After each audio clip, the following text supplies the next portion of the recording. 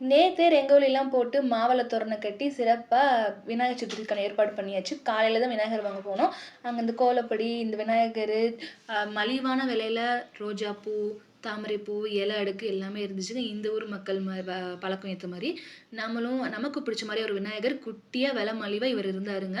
அதுவும் சிவப்பு கலர் வாங்கினா வீட்டில் மங்களம் நிறைஞ்சிருக்குன்னு சொல்லுவாங்க. அதனால் அவரை வாங்கிட்டு அந்த துணியுமே அவருக்கு இன்னைக்கு தான் வாங்கினேன். ப்ளஸ் இந்த குட்டி பானை ₹2 இருந்துச்சு.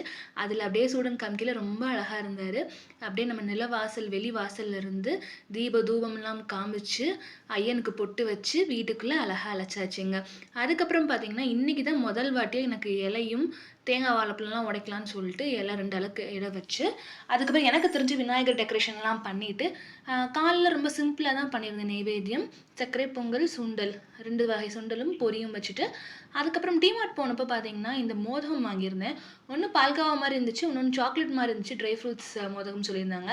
சரி அதையும் வாங்கிட்டு இந்த இலை ₹20 கொடுத்தாங்க. அதையும் வாங்கிட்டு நம்மளால் முடிஞ்ச அளவுக்கு எளிமையான பூஜை பண்ணிட்டேன்.